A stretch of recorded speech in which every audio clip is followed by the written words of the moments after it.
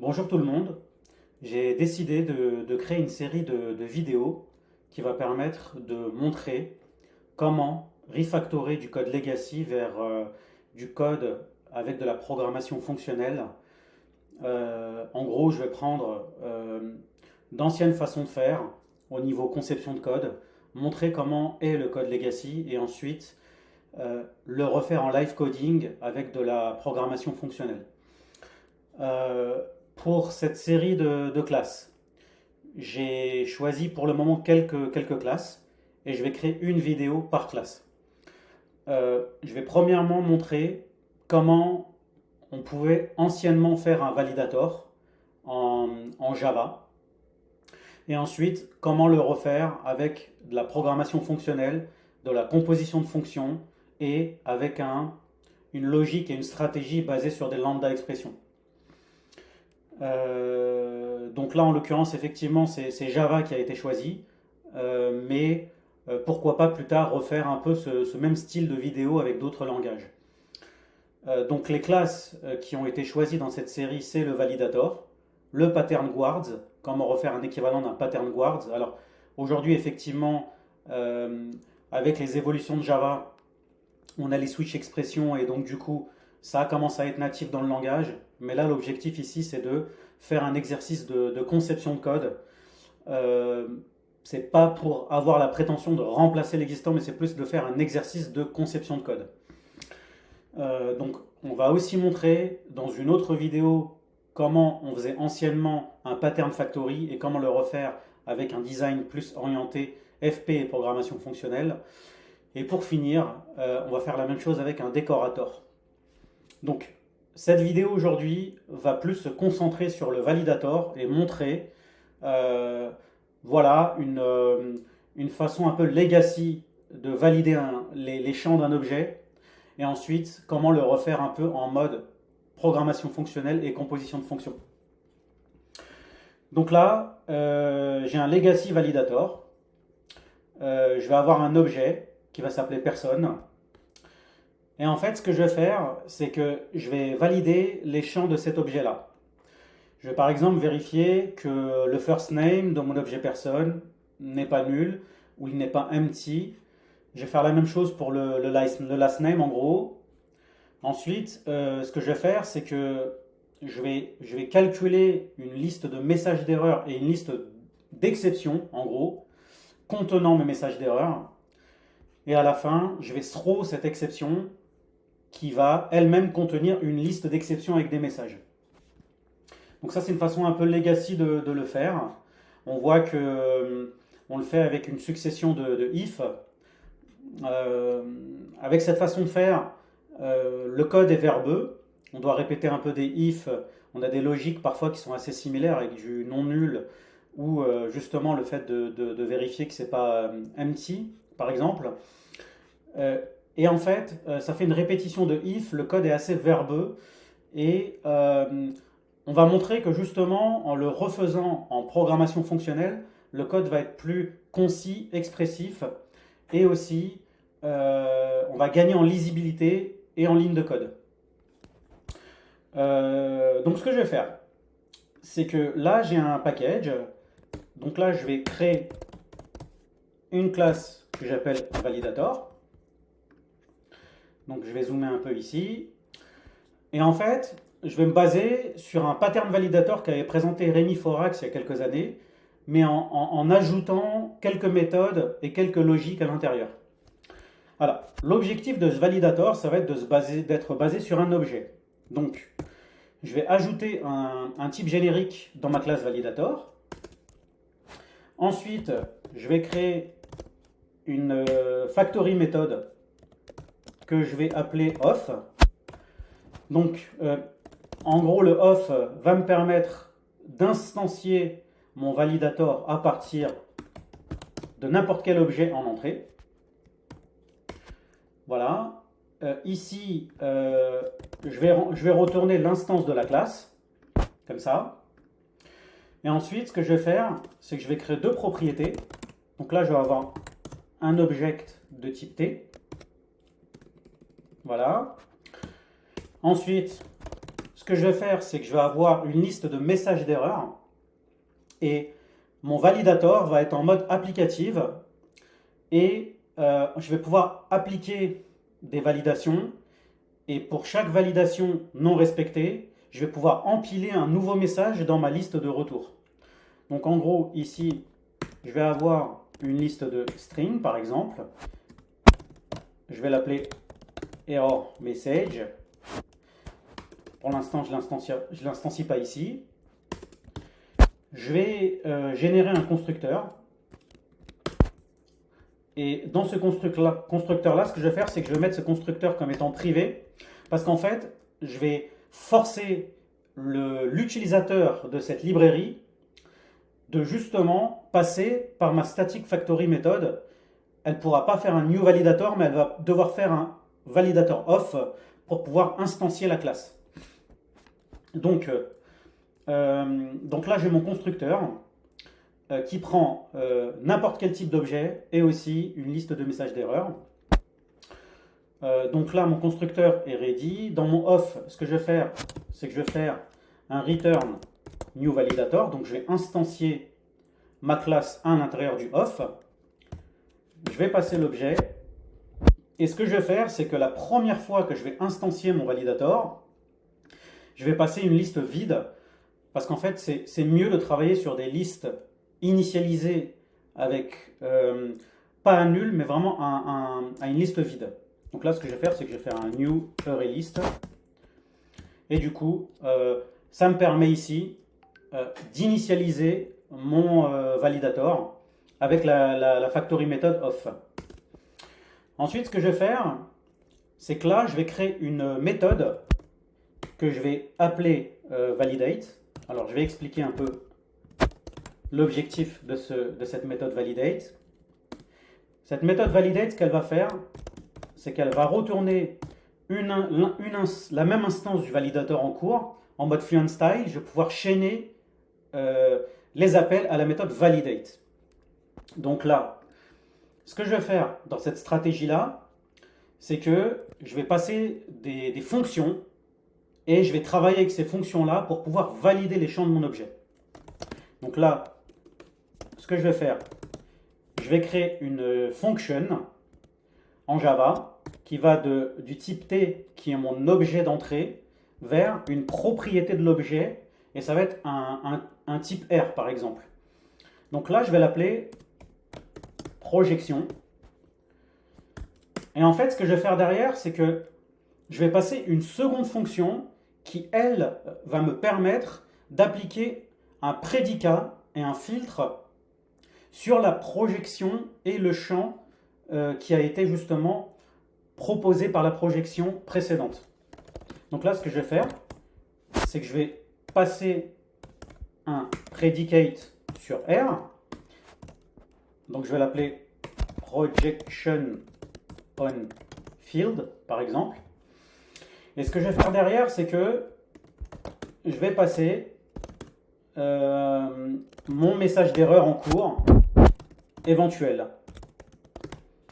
Donc en gros, si ma condition n'est pas respectée, ce message va être ajouté à la pile de messages qui est en global dans ma classe. Donc là, ce que je fais, c'est que je vais ensuite montrer comment je vais pouvoir évaluer mes fonctions à l'intérieur de ma méthode. Parce qu'il y a un concept qui est vraiment intéressant avec la programmation fonctionnelle, avec les fonctions, c'est que c'est ce qu'on appelle le lazy evaluation. On va pouvoir passer une fonction, comme la JavaUtil ou le JavaUtil predicate, et en fait, au moment où on va la passer, la fonction qui est implémentée par exemple par une lambda ne va pas être évaluée au moment de l'appel. C'est le développeur qui va décider de l'évaluation de cette fonction et au moment de cette évaluation. Ça donne beaucoup de puissance aux concepteurs de code parce que justement, on va pouvoir prendre ces fonctions-là et c'est nous qui allons décider à quel moment on va les évaluer.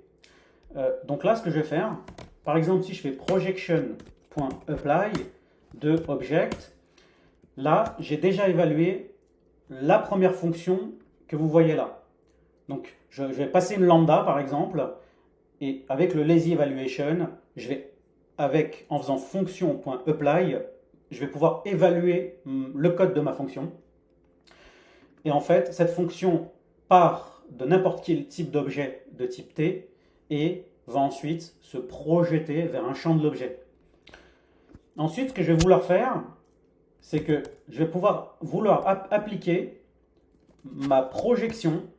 Non, alors, je me suis trompé de nom ici, alors c'est plutôt predicate on field.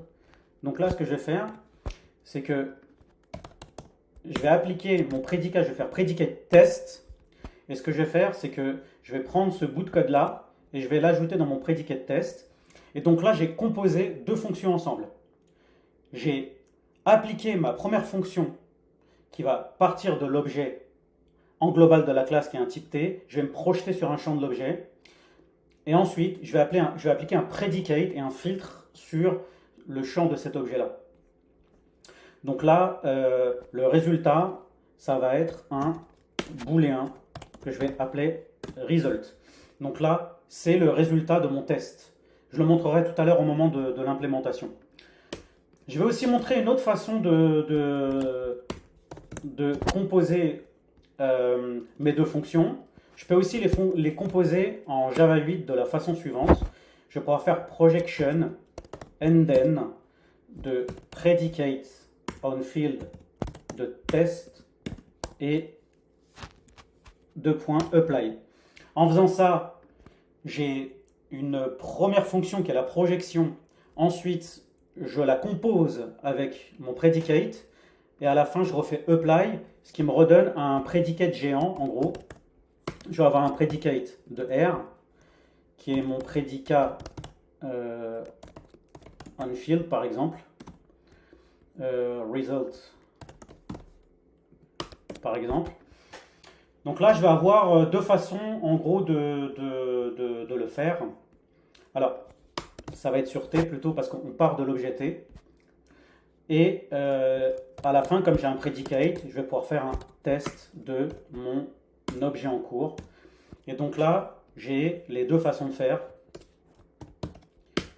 Voilà. Je préfère montrer les deux, hein, mais en réalité, on peut choisir l'une ou l'autre.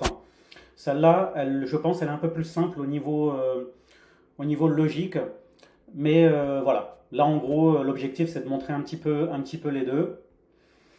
Donc là, on est good. Donc j'ai le résultat de ma composition de fonctions. Et je vais pouvoir passer un if ici. Je vais pouvoir dire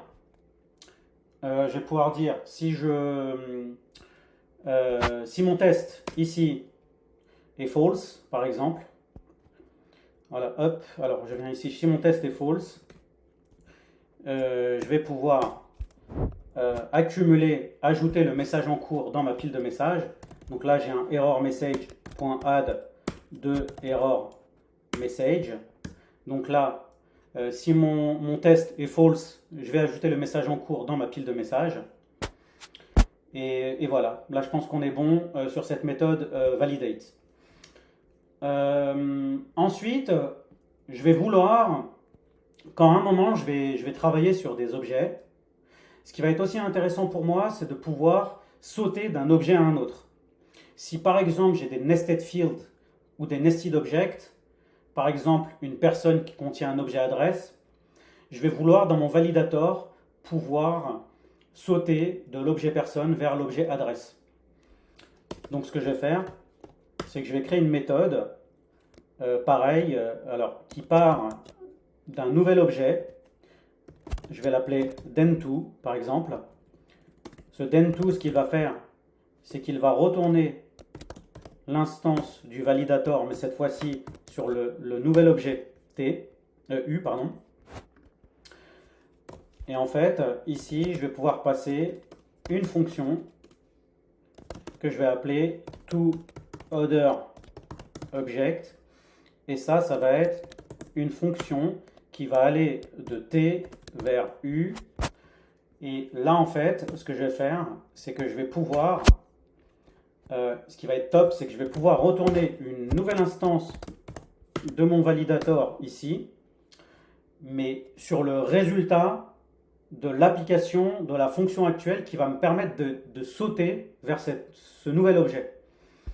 Donc là, je vais pouvoir faire un toOrderObject.apply, je vais pouvoir évaluer ma fonction à l'intérieur à partir de l'objet en cours. Et ici, je vais pouvoir passer, si par exemple j'ai validé des éléments sur des propriétés de l'objet personne, bah, je vais vouloir garder tout ce que j'ai validé en amont dans mes messages d'erreur actuels, je vais vouloir les garder. Et donc du coup, c'est pour ça qu'ici, au lieu de retourner un new array list sur ma liste de messages d'erreur, ce que je vais faire, c'est que je vais prendre la liste en cours et je vais la repasser lors de l'instanciation de ma classe validator. Donc là, le den2, ce qu'il va faire, c'est que quand je vais l'invoquer, je vais pouvoir sauter d'un objet à un autre au moment de ma validation. Je le montrerai tout à l'heure au moment de l'implémentation. Ensuite, ce que je vais faire ici, c'est que je vais faire des méthodes finales, des méthodes de retour. Je vais par exemple avoir de façon classique le fait de vouloir récupérer ma liste de messages d'erreur, getErrorMessage.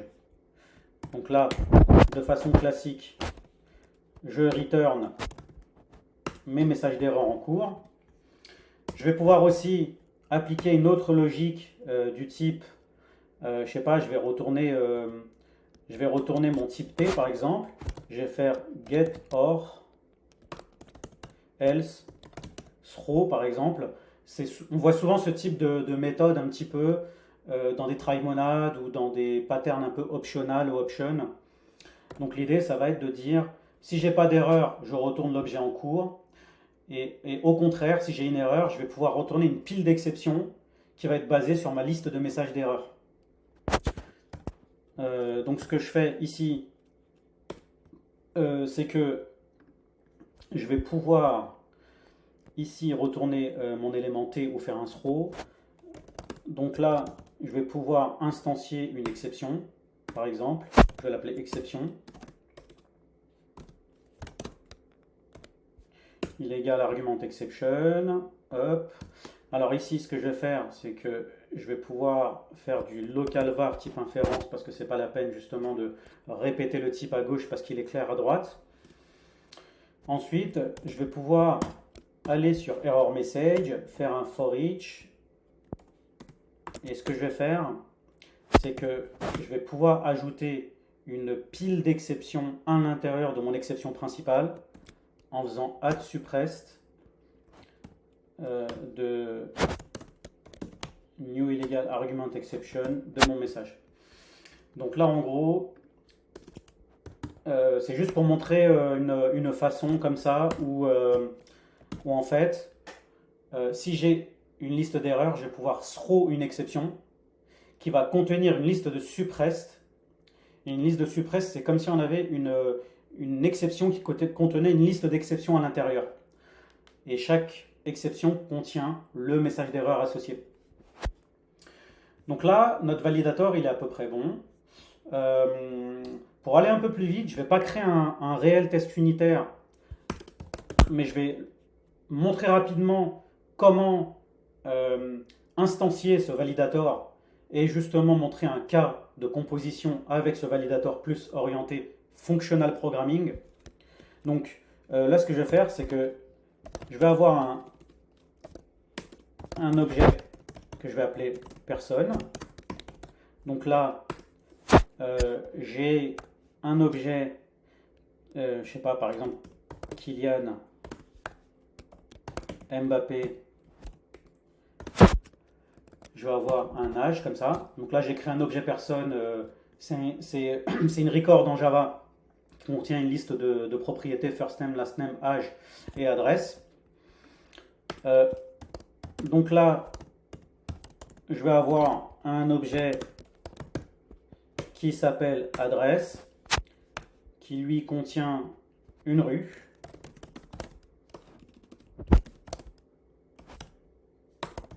Rue de la Paix, par exemple, et qui contient un code postal. Alors là, je vais taper 95 400, par exemple. Voilà. Et ici, ce que je vais faire, c'est que je vais passer l'adresse et je vais pouvoir instancier mes éléments. Maintenant, ce que je vais faire, c'est que je vais instancier mon validator. Alors, j'ai une autre instance ailleurs. Donc ce que je vais faire, c'est que pour pas créer, pour avoir un truc un peu plus lisible, je vais l'appeler validator 2. Je fais un refactor là, hop. Voilà. Et en fait, ici, ce que je vais faire, c'est que je vais faire validator 2. Je vais instancier mon validator par ma static factory méthode. Je vais l'instancier à partir d'une instance de n'importe quel objet. Ici, en l'occurrence, c'est l'objet personne. Ensuite, je vais pouvoir appeler ma méthode validate. Et là, je vais passer ma première lambda expression où je vais pouvoir me projeter sur un champ de l'objet personne. Ici, je vais pouvoir faire person.firstName en passant une lambda expression ou une implémentation par référence de méthode. Ici, je vais passer un predicate. Par exemple, je vais passer object non nul et le message d'erreur éventuel. Ici, ça va être firstName should not be nul. Donc là, j'ai passé ma première validation. Je fais une projection sur firstName. Je vérifie que firstName est non nul en passant mon prédicat ici qui va s'appliquer sur firstName. Et ici, je vais passer le message d'erreur éventuel. Alors, je vais faire la même chose avec le même champ, par exemple, firstName. Et en fait, ce que je vais faire, je vais passer string empty. Et en fait, ce qui est intéressant, c'est que en Java, j'ai predicate.note et je vais pouvoir inverser la condition. En gros, je vais vérifier que ma string est not empty, que ma firstName est not empty. Je fais un import statique ici. Et ici, je fais firstName should not empty. Donc là, je vais dézoomer un tout petit peu. Voilà. Et là, on voit que notre code est vraiment concis, expressif et lisible. Et on voit vraiment qu'on peut composer et chaîner nos validates en passant des lambda expressions à l'intérieur, ce qui rend le code très expressif et très lisible. Ici, je vais faire la même chose sur person.age. Et ici, je vais pouvoir passer une lambda expression pour dire, vérifier que l'âge, je sais pas moi, est supérieur à 20, par exemple. Et là, je vais passer age should be greater than 20, par exemple. Donc là, c'est parfait. Et en fait, ce que je vais faire, c'est que là, je vais pouvoir utiliser la méthode que j'ai créée qui s'appelle den2, qui va me permettre de sauter de l'objet personne vers l'objet adresse si nécessaire. Donc là, je vais faire den2 et je vais passer ma fonction qui va me permettre d'aller de l'objet personne vers l'objet adresse. Donc c'est une Java util fonction et je vais l'apporter par une référence de méthode en faisant person.adresse. Donc là, je me suis projeté sur adresse et ensuite tous mes prochains validators vont s'appliquer sur l'objet adresse. Donc là, je vérifie que string is empty avec le not comme tout à l'heure. Voilà. Et là, je vais vérifier que la street, désolé, should not be empty. Voilà. Et là, ce que je vais faire, c'est que je vais répéter ça avec le zip code ici et le zip code là. À la fin, je vais faire un get error message. Donc là, j'ai mon validator qui est vraiment composé. Et ce que je vais faire, c'est que je vais simuler des erreurs. Par exemple, je vais passer une rue qui est vide. Je vais passer un last name vide. Et je vais passer un âge qui est inférieur à 20. Donc normalement, selon les conditions de mon validator, je vais avoir un premier message d'erreur qui va dire que le champ street est empty, un autre pour dire que le last name est empty, et un autre pour dire que justement l'âge doit être supérieur à 20. Donc là, ce que je vais faire, là, je vais récupérer avec string error message. Et à la fin, vous m'en voudrez pas, mais on va pas faire tout de suite un test unitaire dédié pour ne pas allonger la vidéo, mais on va afficher le résultat rapidement, comme ça. Et on va exécuter notre méthode main.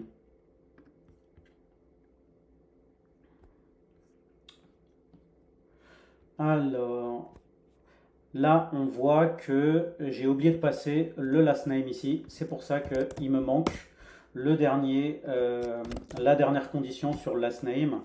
Donc là, on voit que j'ai bien le message d'erreur sur l'âge qui doit être supérieur à 20 et aussi sur le champ street.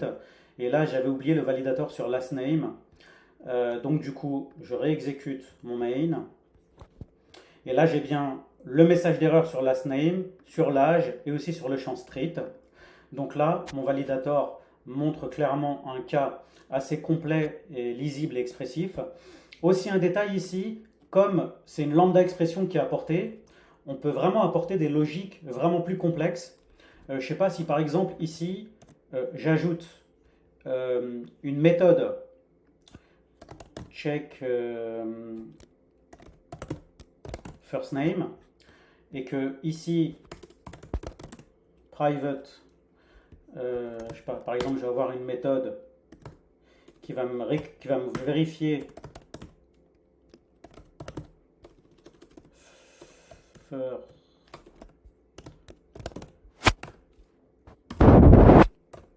Voilà, et ici en fait je vais passer la first name en question, par exemple. Bah, en fait, en gros, je vais pouvoir appliquer la logique que je souhaite à l'intérieur d'une méthode parce que justement, ma lambda expression, c'est un bloc de code que je peux invoquer. Et donc, du coup, ici, je peux passer la logique que je souhaite. Je sais pas, moi, first name, différent de nul et first name. On va faire par exemple un start with quelque chose, Ibra. Mais bon, en gros, c'est juste pour montrer l'exemple. Ici, on passe la condition qu'on souhaite. Et en fait, ce qui est bien, c'est qu'on va pouvoir passer directement cette méthode en tant qu'implémentation de la lambda. Ici, ce qui est bien, c'est que je vais pouvoir l'appeler par référence de méthode, comme ça. Parce que par inférence de type, j'ai déjà fait la projection sur last name et ma méthode respecte la même signature que la fonction qui est un predicate sur R. Et donc du coup, ici, par référence de méthode, je peux invoquer ça. Et après, si je le souhaite, je peux aussi faire une lambda expression sur last name. Et ici, appeler cette méthode sur last name. Bon. L'avantage de la référence de méthode, c'est que le code est encore plus concis et expressif. Donc voilà, l'exercice de conception est terminé ici sur le pattern validator. Si on recompare une dernière fois le code legacy ici, où en fait on va chaîner une succession de if pour vérifier un peu si nos champs respectent des conditions. Ici on arrive sur un code qui est plus concis, plus expressif, plus composable, plus évolutif et vraiment très lisible. Donc voilà, j'espère que la session vous a plu. Il y a d'autres vidéos qui vont suivre derrière pour montrer comment refaire de la conception sur le décorator, la factory, le pattern guards et d'autres. Donc voilà, j'espère que la vidéo vous a plu. Je vous dis à très bientôt. N'hésitez pas à me faire des feedbacks. Bye bye.